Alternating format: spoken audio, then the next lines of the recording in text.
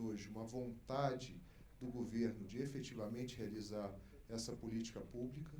Nós temos um amadurecimento da legislação que já vem ocorrendo a partir de 1998, com a 9636, que vem sofrendo sucessivas correções para poder adequar a essa realidade, e 2 medidas provisórias no Congresso Nacional, sendo uma delas o tema do nosso debate hoje, que é a MP 910, muito centrada na questão da regularização de áreas rurais.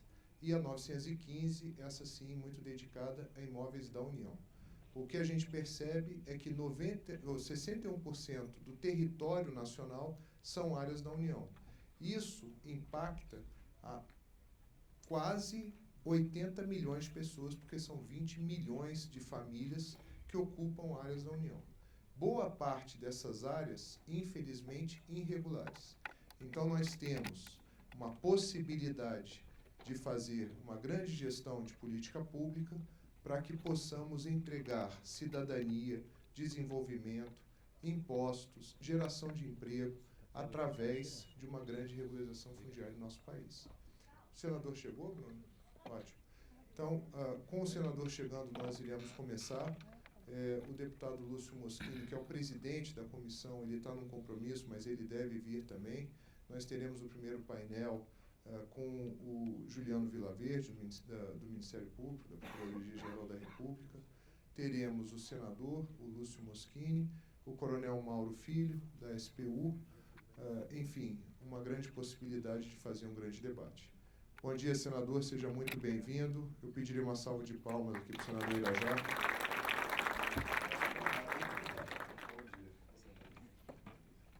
Gostaria de passar a palavra agora para o Interlege para conduzir o processo.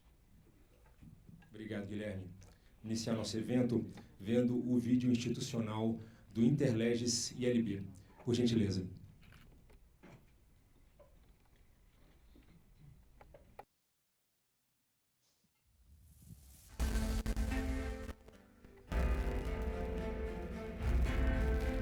O que é preciso para melhorar uma cidade, um estado, o nosso país?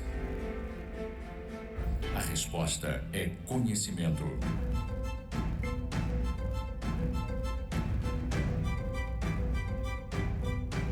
O Instituto Legislativo Brasileiro atua para promover a formação e o aperfeiçoamento profissional de agentes públicos em todo o Brasil.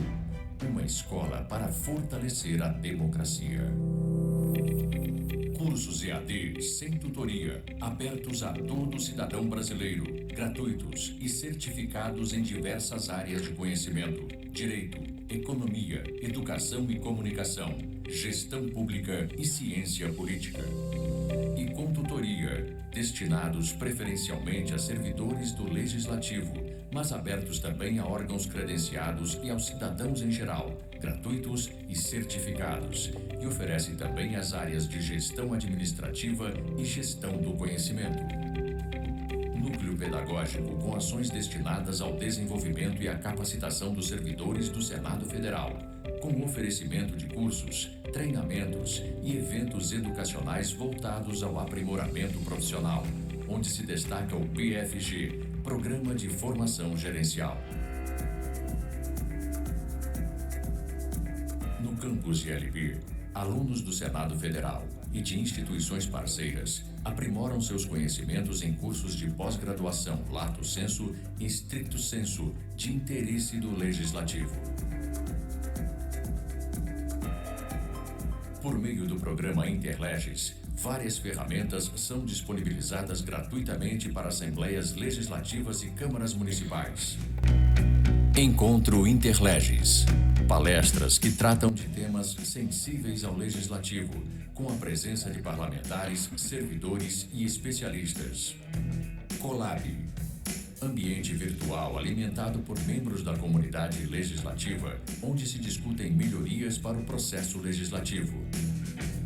.leg.br patroniza o domínio de tudo o que se refere ao legislativo na internet, diminuindo barreiras técnicas e políticas.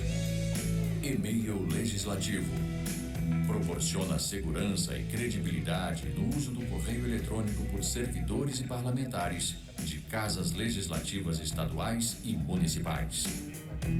Portal Modelo é um site desenvolvido especialmente para as casas legislativas, que tem autonomia para alterar a aparência e atualizar o conteúdo. É utilizado por mais de 1.500 câmaras e assembleias.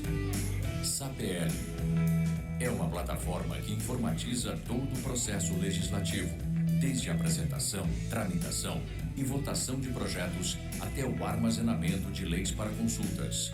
Organiza as sessões plenárias e dá publicidade às votações por meio do painel eletrônico.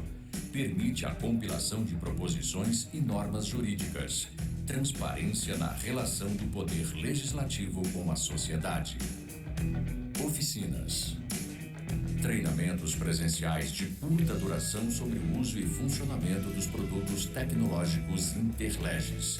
Também se aplica ao suporte para a revisão e atualização dos marcos jurídicos, regimento interno e lei orgânica municipal, cerimonial, licitação e contratos e Câmara Verde. ILB Interleges, ferramentas de conhecimento e transparência que integram a sociedade.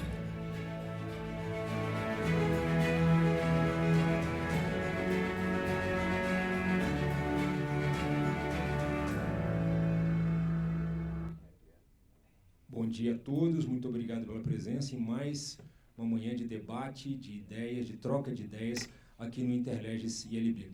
Vamos começar os trabalhos hoje ouvindo as palavras do senador Irajá. Por gentileza, senador.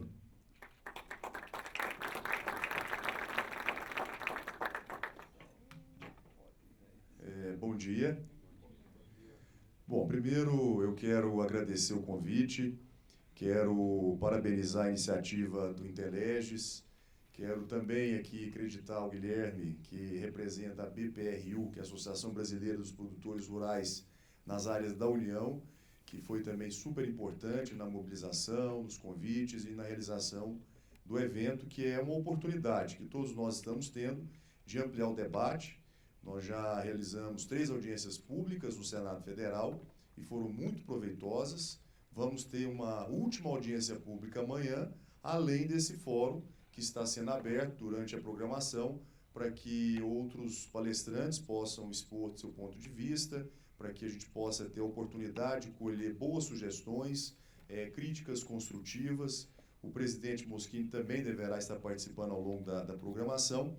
E, portanto, eu fiquei muito honrado, Guilherme, e agradeço em seu nome a toda a sua equipe, a Interleges também, que teve um papel importante na mobilização, para que a gente pudesse fazer um debate realmente proveitoso na construção de uma relatoria que seja responsável, seja compatível com a realidade do país e que realmente crie um marco regulatório com regras claras, com segurança jurídica e que permitam que cidadãos de todo o país, são mais de 300 mil pequenos produtores rurais, que possam finalmente ter a oportunidade de receber um título definitivo, ter reconhecida não apenas a posse, mas o domínio das suas áreas e com isso eles viabilizem a sua atividade, porque na grande maioria eles estão engessados e impossibilitados, inclusive, de poder ter o financiamento das suas pequenas propriedades, seja para custeio e seja para financiamento.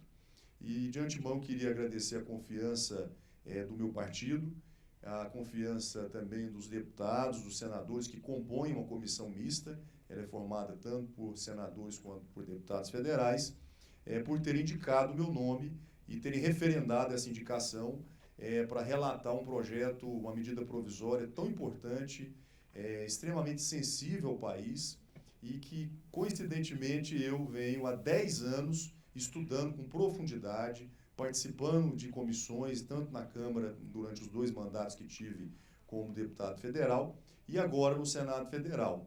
E somada a essa experiência no Parlamento, uma participação que tive lá no governo do estado do Tocantins, durante os anos de 2011 e 2012, como secretário de regularização fundiária do estado.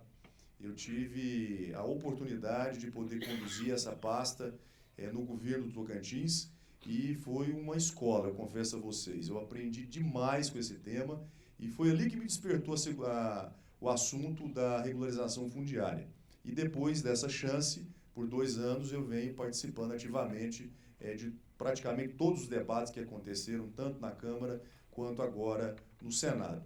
E claro que eu quero aproveitar essa experiência do Tocantins. Nós entregamos lá quase 6 mil títulos em quase 2 anos de trabalho. Construímos um marco regulatório do Estado com regras muito mais simples, mais claras, garantindo, né, a segurança jurídica e, claro, com toda a transparência. E conseguimos um resultado fantástico. E com essa experiência adquirida nessa passagem na regularização fundiária do Tocantins, e, claro, com a escola, que é o Congresso, que é o Parlamento, nós pretendemos fazer, sem dúvida alguma, um parecer que possa ser convergente, que possa contemporizar todos os interesses, que a gente sabe que são os mais diversos. Existe a preocupação, e com toda razão, com a questão do desmatamento, de não proporcionar ou não estimular o aumento do desmatamento. Existe também o cuidado com algum dispositivo dentro da relatoria que possa, eventualmente, facilitar a vida de grileiros, e essa não é a nossa intenção, esse não é o meu compromisso, e muito menos dos deputados e senadores que compõem a comissão mista, ou, enfim, e todo tipo de anistia, porque é impressionante. Ontem nós ficamos até 1h da manhã, né? O doutor Hércules veio lá do Tocantins, ele é um advogado especializado no direito agrário e está me auxiliando. O presidente Moschini acabou de chegar, uma salva de palmas. Luiz Moschini. E ontem nós ficamos até 1h da manhã, eu com o Hércules e nossa equipe, o Marcelo, o Vilmar, fazendo um filtro das emendas que foram recebidas. Foram 540 emendas de deputados e senadores, e lá tinha todo tipo de sugestão e críticas, né? Tinham boas sugestões, boas ideias que nós vamos aproveitar, e o presidente Moschini tem conseguido fazer um ótimo trabalho em conjunto comigo, com o Luiz Miranda, que é o relator revisor, tem sido um líder importante na condução do trabalho. Mas lá tem emendas, por exemplo, que sugere a redução de reservas legais, né, que é um objeto estranho, medida provisória, e que, na medida em que, né, se reduz a reserva legal, é claro que você vai propiciar o aumento do desmatamento. E aqui não é o objetivo, né, da medida provisória. Então, eu estou usando apenas um exemplo, né, no caso do desmatamento. Ou algumas ideias que possam, eventualmente, estimular a grilagem de terra, que é uma preocupação que todos nós temos, né? Existem também algumas emendas pontuais, mas existem. Então, a gente tem que ter todo um cuidado, né? Toda uma preocupação para que não sejam matérias estranhas incorporadas a uma medida provisória, que, no meu ponto de vista, é uma oportunidade ímpar de nós criarmos um marco com regras mais claras, mais simplificadas, e que a gente possa resolver o problema definitivamente da titulação de terras nas áreas da União. E acredito de verdade que nós estamos diante de uma baita chance, viu, Guilherme? Uma grande oportunidade, Lúcio, essa medida provisória, porque o contexto do país tem ajudado. Não é um tema que caiu no colo agora do parlamento, né? A gente vem, ao longo de 40 anos, passando por uma revolução, né, no campo, na produção de alimentos. O Brasil deixou, na década de 70, de ser um grande importador de alimentos para ser um grande exportador de commodities para o mundo, né? E isso não foi do além. Isso vem sendo um processo, né, de transformação ao longo de praticamente 40 anos. E a gente sempre conciliando com um desenvolvimento sustentável, né? Uma narrativa que alguns países, infelizmente, têm feito a respeito do Brasil, que, do meu ponto de vista, é uma narrativa injusta, de que o Brasil não tenha preocupação com o meio ambiente. Pelo contrário, né, nós temos 63% do nosso território protegido, né, com nossos ativos florestais intactos. Dificilmente um outro país no mundo tem essa biodiversidade ou tem um ativo tão representativo como tem o Brasil, né? Conseguimos consolidar uma legislação extremamente importante, que foi o Código Florestal em 2012, uma legislação extremamente rigorosa, que eu também desconheço outros países que tenham adotado uma legislação tão contundente, né, tão consolidada em matéria de código de meio ambiente. E instituímos também algumas medidas importantes, como um exemplo aqui para citar, a instituição da reserva legal, né, que na década ali de 80 e 90 foi implantada para ser exato, em 1989, no bioma Cerrado e bioma Amazônico. Naquela época era no Cerrado 20% e no bioma Amazônico era 50%. Depois, em 2000, 2001, isso foi modificado, alterando de 50% para 80%. E na grande maioria dos outros biomas, né, Mata Atlântica, enfim, e uma parte do Cerrado continua os 20%, mas oscilando entre 20% e 80%. É uma obrigatoriedade que os produtores do Brasil têm, e que eu também não conheço outro país que obrigue um produtor privado a manter uma parte do seu patrimônio preservada e cumprindo, assim, a sua função ambiental. É uma instituição importante que está consolidada, e isso serve, sim, de exemplo, serve de modelo para todo mundo. Evoluímos com a implantação do georreferenciamento, que é o uso da tecnologia para a gente poder definir as divisas, né, os perímetros das áreas, porque a tecnologia usada antigamente não eram medidas precisas, e o GEO vem justamente nesse encontro para poder garantir a segurança jurídica, as propriedades, definir com exatidão o que cada propriedade brasileira tem de tamanho, se é 100 hectares, se é 106, se é 108, se é 200, se é 220, e praticamente nós temos uma grande parcela de propriedades do Brasil, em torno, eu diria, de 90% das áreas já praticamente georreferenciadas, e isso significa um grande avanço na garantia da segurança jurídica. E, mais recentemente, a implantação do Cadastro Ambiental Rural, que foi introduzido em 2014. Nós já temos 5 anos da implantação do Cadastro Ambiental Rural. E o CAR, conhecidos por todos nós, passou a ser o maior instrumento de fiscalização e controle ambiental do planeta. Durante 5 anos a gente vem implantando o CAR, já temos praticamente 99% das propriedades hoje já com o seu cadastro ambiental rural monitorado, fiscalizado por imagens de satélite de alta precisão, e que nos permite saber com precisão os ativos que tem em cada propriedade. O que ela tem de área de preservação permanente, o que existe de reserva legal, o quanto está sendo explorado em cada uma dessas propriedades, seja de pecuária, seja de grãos ou qualquer outra atividade ligada ao setor produtivo. E nós estamos nesse histórico, de grandes avanços, como eu disse, a preservação do meio ambiente sendo sempre protagonizada pelos produtores e pelo país, a instituição da reserva legal, o georreferenciamento, já uma grande realidade, e agora a adoção do Cadastro Ambiental Rural como um instrumento permanente e definitivo de fiscalização e controle.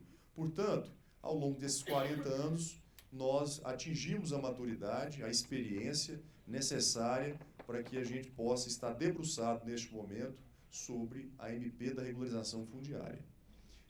Eu estou muito otimista, eu estou muito confiante, acho que nós vamos construir um bom acordo. Eu sou sempre pensamento positivo. Hoje, inclusive, nós teremos uma reunião dos setores do agro, da produção de alimentos, com também algumas entidades que respondem pela preservação do meio ambiente, na tentativa da gente poder, o presidente Moschini, construir um bom acordo que concilie o desenvolvimento sustentável, que eu acho que esse é o propósito, e permitindo que as pessoas possam receber o título da sua propriedade, ou seja, possam ter a sua dignidade. É o mesmo caso de um cidadão na cidade que tem lá um terreno, tem a casa, mas não tem a escritura da casa. A pessoa fica inviabilizada, ele não tem a garantia da sua dignidade. É o mesmo exemplo no caso das áreas da União, de pessoas, de famílias que estão há 40, 50, 60, há dezenas de anos esperando por essa chance.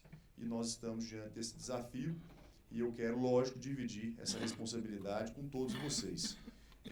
Nós estamos num plano de trabalho intenso. O presidente Moschini apresentou uma ótima sugestão, que foi acolhida de pronto pelos parlamentares. Já realizamos 3 audiências públicas e realizaremos a última amanhã, não é isso, Lúcio? Que será uma última oportunidade de entidades de todos os segmentos possam apresentar suas ideias, como o Ministério Público Federal, os órgãos de regularização fundiária dos estados também se fizeram presentes, o INCRA, as entidades não governamentais, as associações de meio ambiente, enfim. nós estamos fazendo um debate mais democrático possível, mais amplo possível, para que a gente possa construir um marco regulatório condizente com a realidade brasileira. E eu estou pronto para poder ajudar no que for preciso. Eu fiz esse compromisso lá atrás. Falei, não contem comigo para apresentar um parecer que venha estimular desmatamento, ou que possa facilitar a vida de grileiro, ou mesmo que possa anistiar produtores. O objetivo nosso aqui não é esse, né? Nós estamos aqui para fazer um trabalho sério. E é isso que eu me propus a realizar com essa responsabilidade assumida na relatoria da MP 910. Eu disse isso ao Moschini. O nosso compromisso e obrigação é construir um parecer responsável com 99% dos brasileiros. Não é de promover, né, uma exceção criminosa de 1%. As leis são feitas para atender a maioria e não a exceções. E é isso o meu compromisso. Então eu queria, mais uma vez, Guilherme, lhe agradecer, o Interleges também pela oportunidade. O gabinete está sempre aberto. Quem tiver sugestões, nós estamos ainda nesse plano de trabalho. Vamos apresentá-los conforme foi acordado com os nossos colegas. Vamos apresentar o parecer até o dia 11, né, que vai dar na quarta-feira da semana que vem, salvo engano. E assim nós teremos tempo suficiente para poder votar a medida provisória na Câmara e depois ela deverá ser votada também no Senado Federal. E aí, assim, a gente pacifica e consolida de uma vez essa medida provisória, se tornando, né, verdadeiramente uma lei. Eu também queria agradecer, para não cometer injustiça, ao AB, né, que está também ajudando na organização do evento e é um parceiro super importante desse primeiro seminário. Muito obrigado e até uma próxima oportunidade.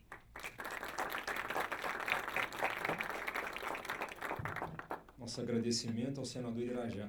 Nós teremos, no seminário de hoje, 2 painéis. O primeiro deles denominado Regularização de Imóveis Rurais da União, Desafios e Benefícios. E o segundo, Sustentabilidade, Parcerias, Investimentos e Controle. Mas antes de formarmos a mesa, chamarmos os participantes do primeiro painel, vamos ouvir as palavras do coordenador-geral do Interleges ILB, Leonardo Gadelha.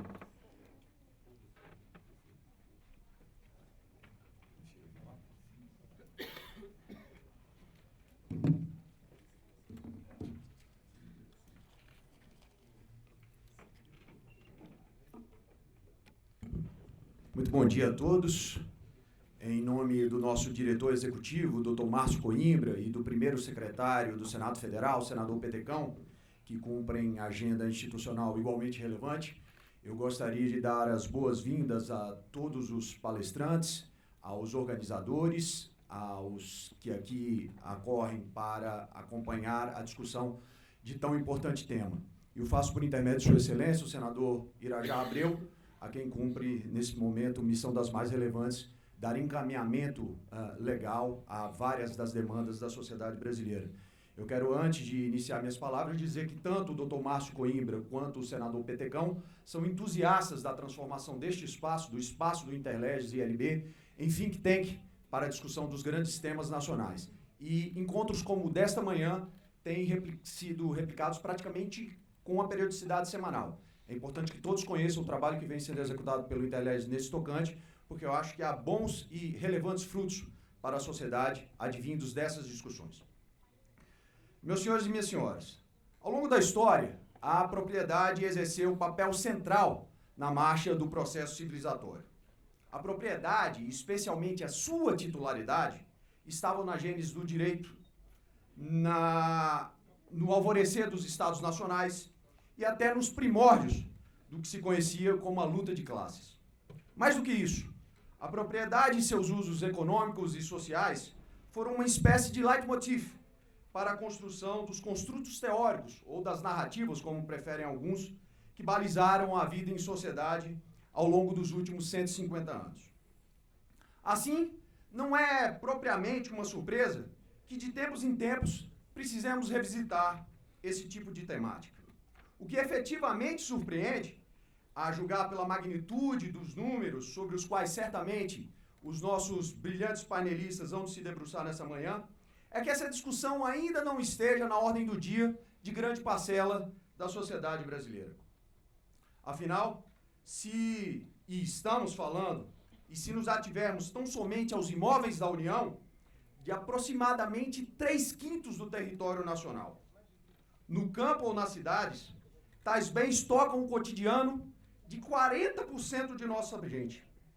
Ou seja, é como se as populações da Argentina e da Colômbia, somadas, estivessem vinculadas a um único senhorio. São 80 milhões de brasileiros. Estima-se que o governo federal seja detentor de 3 milhões de imóveis, embora apenas 743 mil estejam catalogados. Segundo estudos da Secretaria do Tesouro Nacional, tais imóveis podem valer mais de 1 trilhão e 300 bilhões de reais. No entanto, a receita oferida com este patrimônio segue sendo irrisória. À guisa de exemplo, apenas no ano de 2018, números mais recentes, a União conseguiu oferir cerca de 680 milhões de reais, o que equivale a 0,04% do valor deste patrimônio. Fica patente a necessidade de modificação do status quo. Precisamos catalogar tais bens e deles dispor conforme a conveniência do Estado e da sociedade brasileira. Assim, há que se pensar nas funções estratégicas e econômicas que cada pedaço de chão ou rasgo de concreto possa ter e lhes dar o encaminhamento adequado. Pois esse é justamente o propósito do nosso encontro de hoje.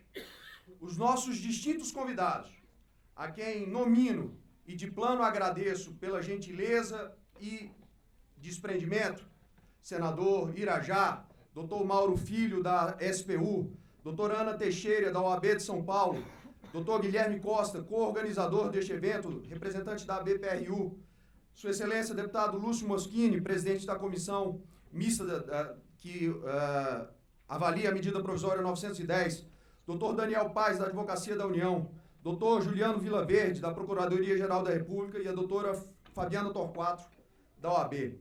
Pois bem, agradecendo pela gentileza e desprendimento de todos que são profundos conhecedores da matéria, tenho certeza que os seus anos de leitura e de experiência prática, aqui agrupados, servirão como um farol a nos guiar, tirando-nos do breu da ignorância e nos lançando a um porto seguro, no qual possamos atracar as nossas melhores expectativas de fazer com que essa fortuna imobilizada sirva como vetor de desenvolvimento nacional.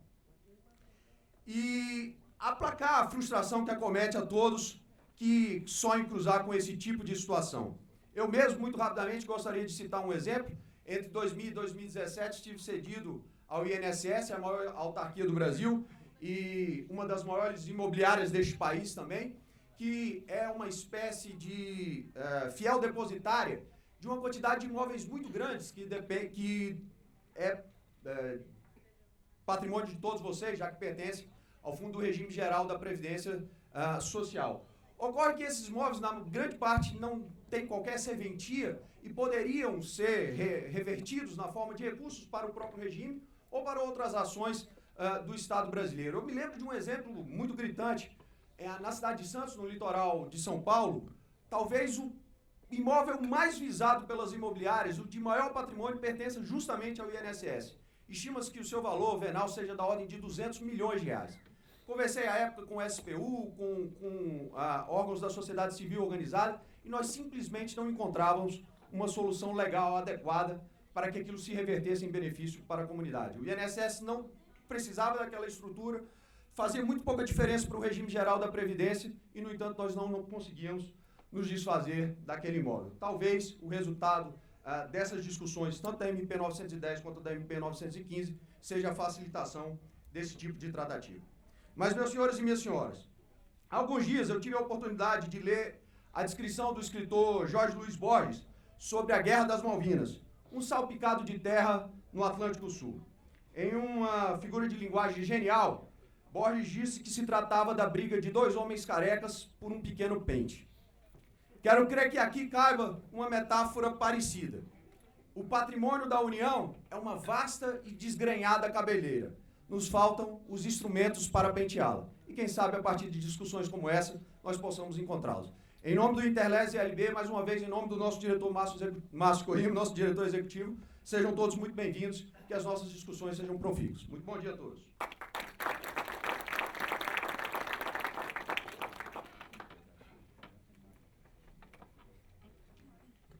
Obrigado, Leonardo. Vamos, então, compor o primeiro painel desta manhã. Regularização de imóveis rurais da União, desafios e benefícios. Convidamos, então, primeiramente, Guilherme Cunha Costa, da Associação Brasileira de Produtores Rurais em Áreas da União. Guilherme, por gentileza.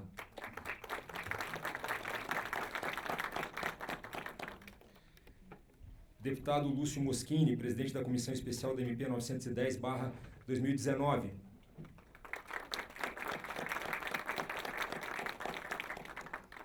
Coronel Mauro Filho, da Secretaria de Coordenação e Gestão do Patrimônio da União.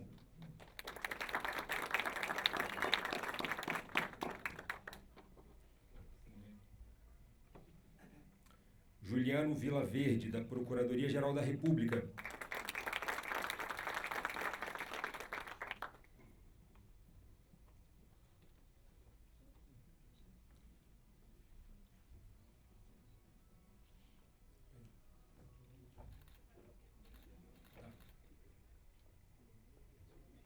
Nós pedimos, então, a mediação neste painel do Guilherme Cunha Costa. Tudo bem, Guilherme? Ok. Obrigado. Com vocês, primeiro painel da manhã.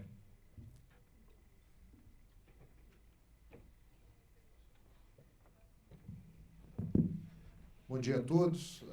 Muito obrigado pela presença. Muito obrigado, senador Irajá, deputado Lúcio, coronel Mauro, Juliano, e também as outras entidades, como a OAB, órgãos de controle, como a AGU e CGU, todos aqui presentes nesse evento. Esse primeiro painel nós vamos passar rapidamente sobre as questões que envolvem a MP 910 e, como muito bem colocou aqui o Leonardo, um grande desafio de que essa MP converse com a 915, já que também trata de patrimônio da União. Então, deputado, eu não sei se o senhor parece ter um compromisso fora também, né? Então, é o que a gente compreende muito e já agradece aos parlamentares que estão hoje aqui num dia corrido de Congresso Nacional. Então, se o senhor quiser fazer o início e depois nós passamos ao coronel Mauro e ao doutor Juliano. Bom dia a todos.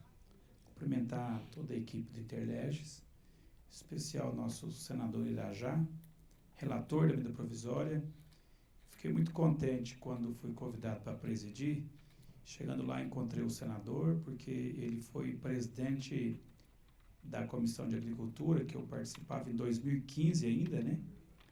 Então, uma pessoa ligada ao agro, conhece, e ele tem uma experiência lá no Tocantins, na parte de regularização fundiária em um órgão do governo do Estado.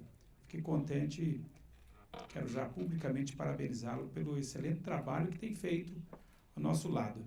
Eu presidi já 4 audiências públicas. Uma delas demorou 4 horas.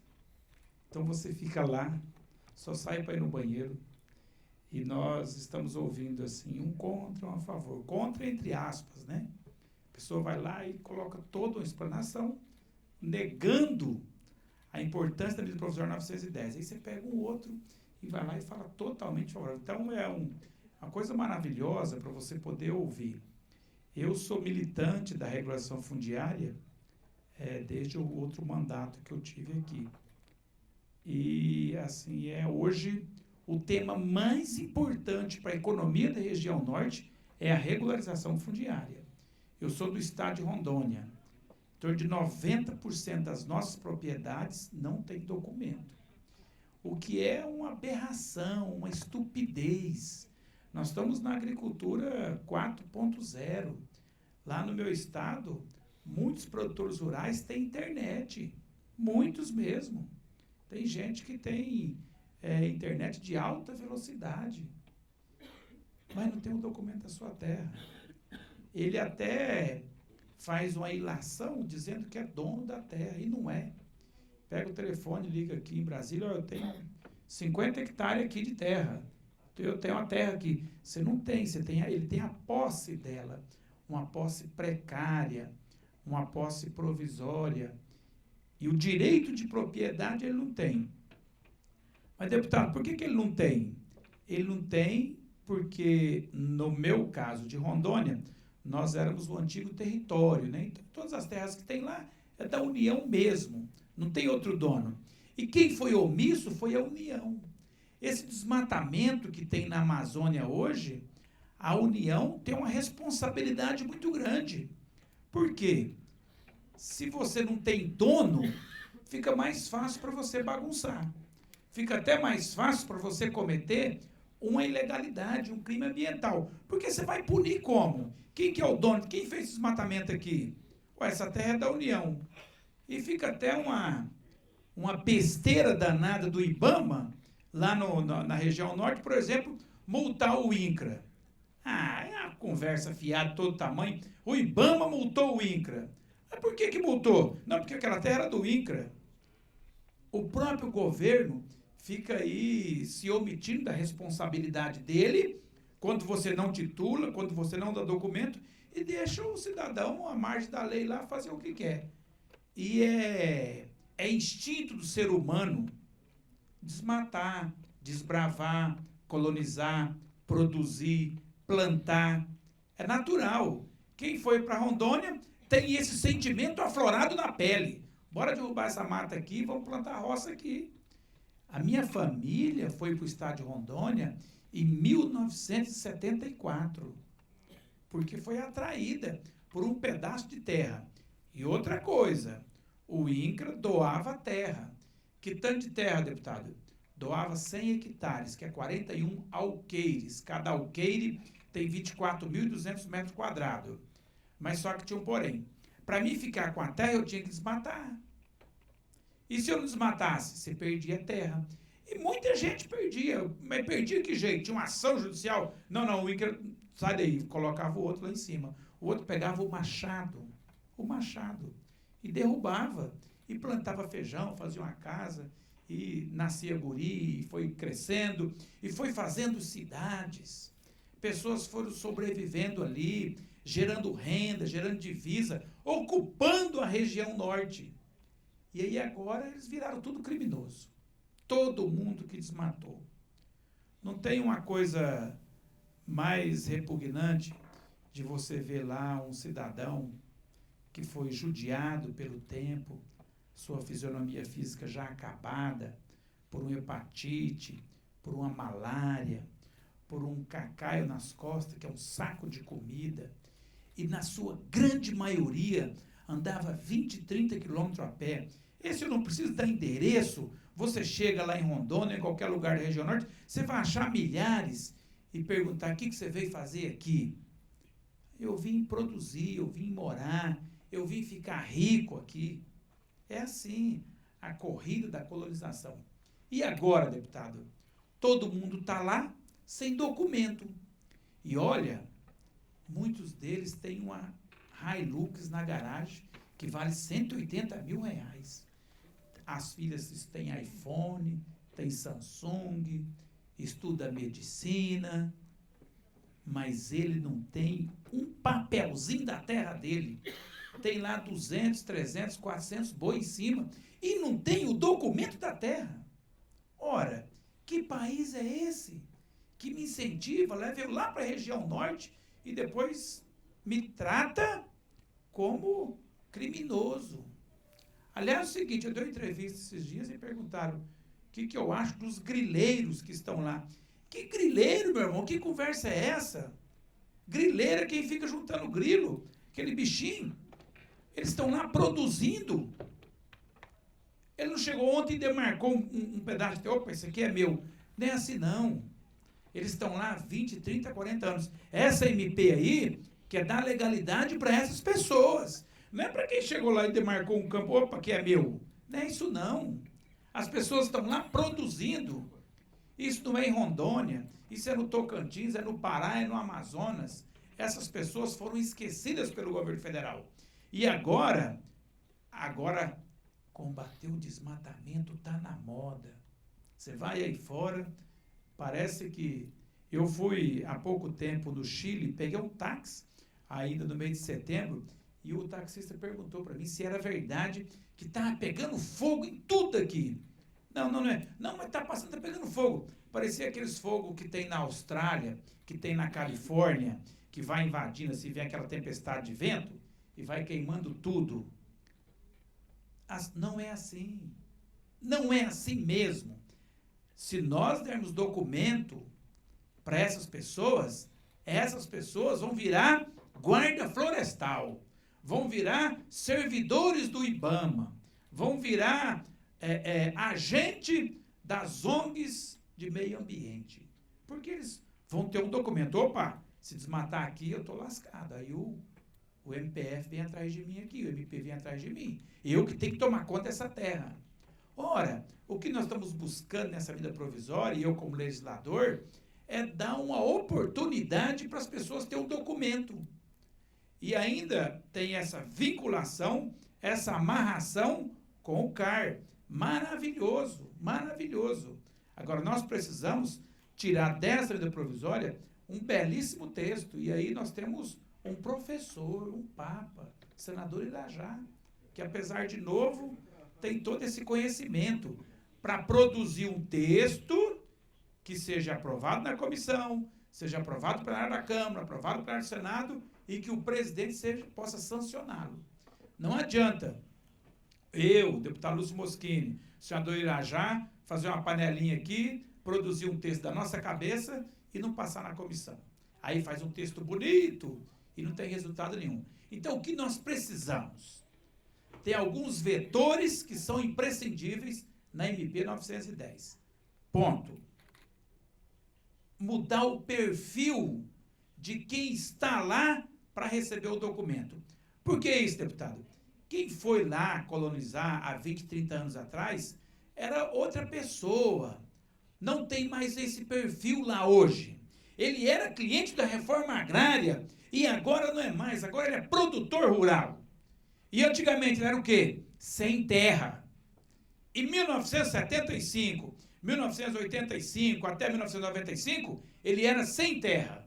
E agora ele é com terra. Produtor rural. Então, nós temos que atentar para a realidade de quem está lá. Ah, mas no INCRA não deu a terra para ele. Esse que está aí, não, meu irmão. Ah, mas ele comprou perfeitamente, ele pagou aquilo lá. Pagou até com a vida. Pagou com o processo físico do seu corpo. Pagou com hepatite. Pagou com dinheiro, com uma nota promissória, com a televisão velha, com a espingarda, com a bicicleta. E está lá. Então, nós temos que mudar o perfil de quem poderá receber esse documento. Segundo ponto, é a gratuidade desses módulos pequenos da agricultura familiar. Porque pelo VTN hoje, você vai documentar no meu estado de Rondônia uma área de 50 hectares e você paga R$245 mil. Ora, que conversa é essa? Eu estou lá há 30, 40 anos, já comprei, já paguei. Ah, mas você não pagou para o governo. E aí o governo então virou um mercado agora? Não estou aqui defendendo que a União possa sair loteando e dando terra. Mas para quem está lá produzindo, para o pequeno agricultor, nós temos que ter um olhar diferenciado.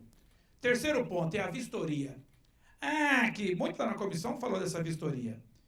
Nós estamos aqui no momento que eu estou falando aqui, deve ter milhares de pessoas ouvindo esse tanto de coisa que eu estou falando aqui, através da tecnologia. Então, você pega um van, esses aviãozinhos, esses drones, e você fotografa uma galinha no quintal do cara. Você faz a sua declaração do imposto de renda, que você ganhou R$200 mil por ano, R$100 mil, e você pode fazer, você pode declarar. Você declara o seu ITR, você declara um monte de coisa. E você não pode declarar que você está ocupando o imóvel manso e pacificamente? Eu tenho que mandar alguém lá, pegar uma caminhoneta, um motorista, um servidor do INCRA, pagar uma diária, para ele ir lá vistoriar se você está ocupando ou não? Meu irmão, esse é o princípio da burocracia mesmo. Então, terceiro vetor, quem tem que declarar é quem está lá em cima, é o produtor rural. É ele que tem que declarar que tem 10 hectares, 10 vacas, uma galinha, 2 porcos, a mulher, o cunhado, a sogra, tudo que está lá com ele na casa, ele declara ali, pronto, acabou. Ele é a maior autoridade para declarar o que ele tem lá em cima. Quarto ponto extremamente importante. Nós precisamos de dar uma solução para o georreferenciamento no Brasil. Nós vamos gastar em torno de 180 bilhões de reais para fazer o georreferenciamento de todas as áreas públicas. Alguém que me antecedeu aqui falou que o nosso patrimônio vale mais de 1 trilhão de reais. Bora georreferenciar esse patrimônio aí. Vamos ver quantos anos nós vamos demorar.